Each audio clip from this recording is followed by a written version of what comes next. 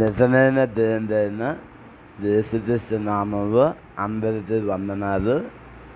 దేవుని మాటతో మన జీవితాలు సరి చూసుకున్నాం. మనం ఎలా జీవిస్తున్నామో ఎలా ఉన్నామో దేవుని మాట. అతని మార్గము వాని దృష్టికి యథార్థంగా కనబడను, అయినను తురుగు అది మరణమునకు చేరును. సామెతల గ్రంథం 16వ అధ్యాయం 25వ వచనం. ఇదే వచనం సామెతలు 14:12 కూడా ఉంటుంది. చిన్న మార్పు ఉంటుంది, ఇంచుమించు సేమ్. ఏం చెప్తుంది వాక్యం? అతని మార్గం వాని దృష్టికి యథార్థంగా కనబడను, అయినను తుదుపు లాస్ట్కు అది మరణము చేరును. బైబిల్ చెప్తుంది. మన ఆత్మీయ జీవితం మరియు మన ఆత్మని కాపాడుకోవడానికి ఇది వాక్యం ఒక గొప్ప హెచ్చరిక. మన ఆత్మీయ జీవితంలోని మన ఆత్మని కాపాడుకోవడానికి ఈరోజు మనం అన్ని విషయాల్లో జాగ్రత్త చేసి ప్రతిదీ కాపాడుకోవడానికి ఎంతో జాగ్రత్త చేసి ఉంటాం కదా. మరి మన ఆత్మీయ జీవితం మరియు మన ఆత్మని కాపాడుకోవడానికి ఇది వాక్యం అంటే బైబిల్ గ్రంథం అంతా మన ఆత్మను కాపాడుకోవడానికే సహాయం చేస్తుంది. మన ఆత్మీయ జీవితం బాగుండాలనే చెప్తుంది. యేసుప్రభు వారు ఈ భూమి మీదకి వచ్చిన ముఖ్య కారణం నిన్ను నన్ను రక్షించి ఆయనతో పాటు ఉంచుకోవాలని, మారు మనసు పొంది పరలోకానికి వెళ్ళాలని. బైబిల్ ఆయన చెప్పే బోధ, ఆయన చూపించిన బతుకు ఎంత మాదిరితరంగా దానికోసమే మనల్ని ఆయనతో పాటు ఉంచుకోవాలని. ఆలోచించండి, ఒకరిని మాత్రం వాని దృష్టికి యథార్థంగా కనబడుతుంది. మనం చేసే పనులు, మన ఆలోచనలు లేదా మనం ఎంచుకునే దారులు మన తప్పులు సరైనగానే అనిపిస్తాయి. అంతే కదా. ఎవరినైనా నేను చేస్తుంది అయితే నేను ఆలోచిస్తుంది తప్పే ఇదే చెప్తారు. పెద్ద గొప్పలు చాలామంది మనుషులుగా మన తొలుసుగా మన సొంత జ్ఞానము, ఇష్టాలు మరియు స్వార్థ ఆధారంగా నిర్ణయాలు తీసుకుంటాం. నేను చేసేదే తదా అనే భ్రమలో బతుకుతుంటాం. నిజమే కదా. ప్రతిసారి ఒక ఆలోచన చేసామంటే, ఒక పని చేసామంటే అందులో మన లాభంతోనే తెలియదు అనుకుంటాం. అప్పుడే రాంబు, మన మూతదే రాంబు, కానీ నేను తప్పదే చేస్తున్నాను.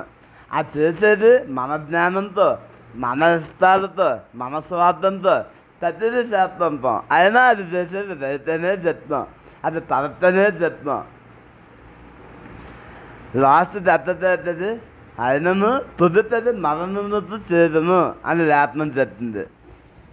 కానీ మనకు సరైనది అనిపించిన ప్రతిదీ నిజంగా సరైనది కాకపోవచ్చు.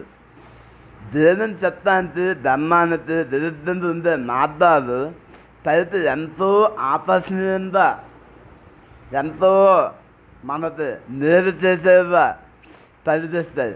చదవది నాశనానికి, నష్టానికి తీసుకెళ్ళిపోతాయి. అంతే కదా. దేవునికి వ్యతిరేకంగా చేసే పనులన్నీ కూడా, దేవునికి వ్యతిరేకంగా చేసే పనులన్నీ కూడా అది నిజంగా ఎంతో మంచిదనే అనిపిస్తుంది. ఇదే తప్పు, ఇదే రేటు, అవును అలాగే అనిపిస్తుంది. ఆధ్యాత్మిక మరణానికి లేదా పతనానికి దారి మనము మంచి మార్గం ఉన్నామా లేదా నాశనానికి వెళ్ళే మార్గంలో ఉన్నామా అని ఎలా తెలుస్తుంది? మనకు ఎవరు చెప్తారు? మన ఆత్మీయ జీవితంలో మనం తీసుకుంటున్న నిర్ణయాలు, మనం ఆలోచిస్తున్న విధానాలు, మనం చేస్తున్న పనులు ఇవన్నీ అయితే పరతే నేను మంచి మార్గంలో ఉన్నాను అని మన తల తెలుస్తుంది. మనం ఎవరో చెప్తే వినము. నాకు వచ్చిన ఆలోచనే రైతు.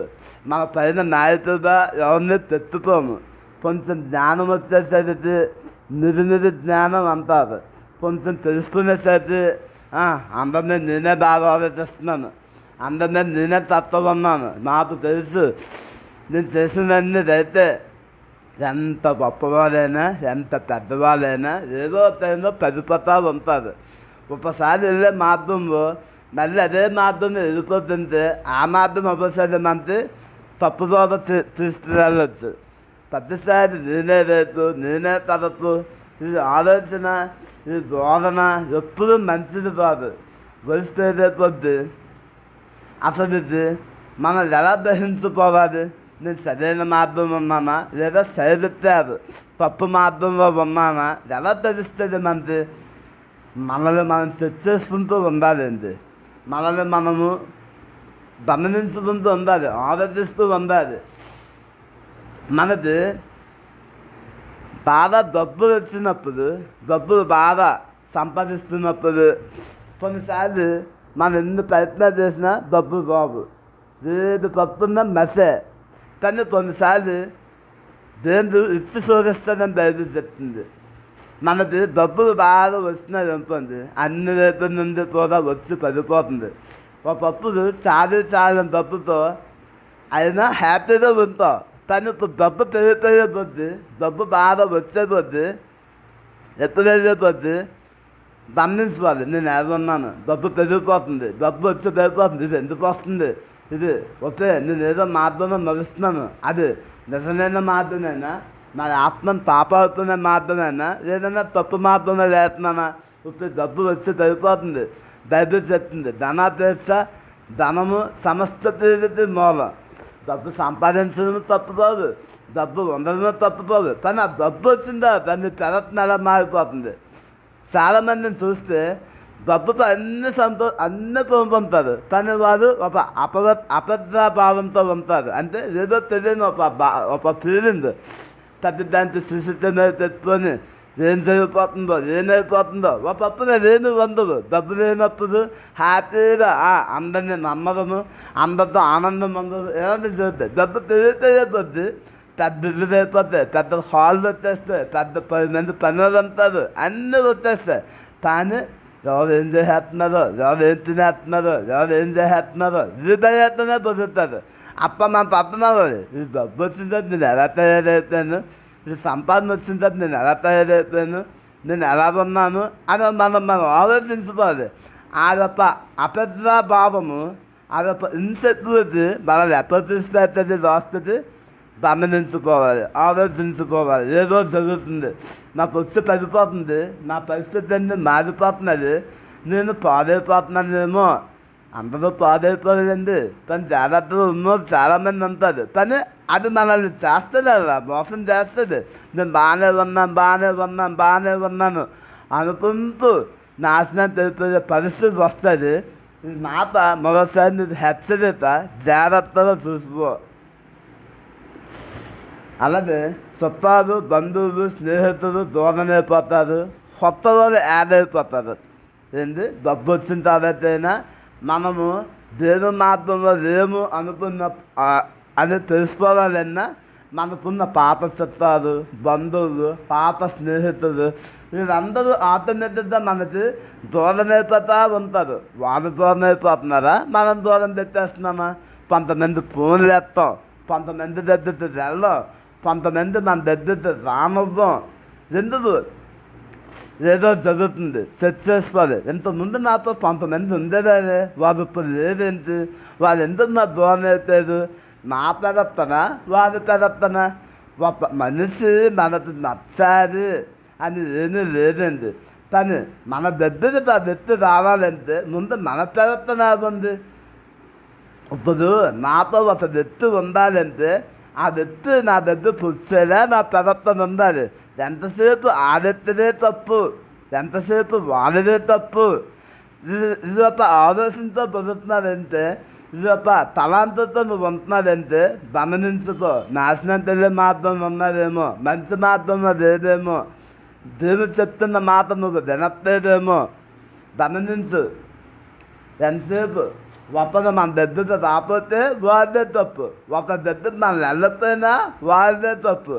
ఇదేంటి ఆలోచన? గమనించు. నాశనం తెలియ మార్గం ఉన్నదేమో, అందుకే నీ ఆలోచన రేపు ఉన్నదేమో, నీ తలంపు రేపు ఉన్నదేమో.